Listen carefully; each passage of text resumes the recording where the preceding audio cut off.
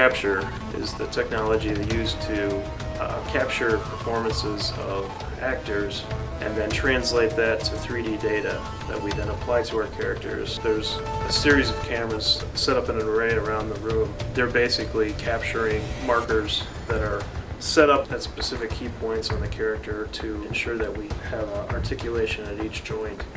That data is captured with infrared cameras that reflect back the information to the cameras, and then that data is triangulated. The talent we get are really true professionals. They've been doing acting and stunt work for many years, so they take direction really well. You just have to be a kid, I think. At the end of the day, you have to remember what it was like to be a little kid running through the woods playing, cops and robbers. It's just a matter of really thinking like a good actor and trying to say, how does this character carry themselves? What is it that's affecting their body as they move? And just trying to visualize yourself in a different set of bones and different skin. Forgetting what you look like, I think, is one of the greatest challenges that any actor for motion capture has, because basically they're just using your skeleton or your joints, and they're superimposing another character that probably looks nothing like you whatsoever. But I think once you see what the character looks like with your movements, that's a really big step for any motion capture actor to just realize that it's not you at all. So basically I give them an insight into the character that they're performing, give them a little background on who the character is, what the character means to the game. And a lot of times we just let talent perform impromptu and kind of freestyle a little bit.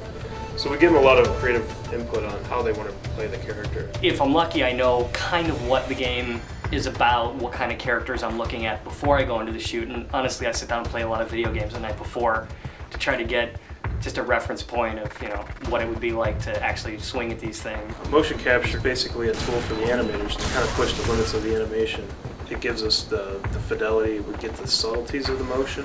What we're able to do with it is push it beyond the limits of what a human can do. When you pick up a game today, the movement of it, the acting within the game, the characters themselves move and are so much more developed than characters that had been hand animated just in the computer from games, even a few years ago.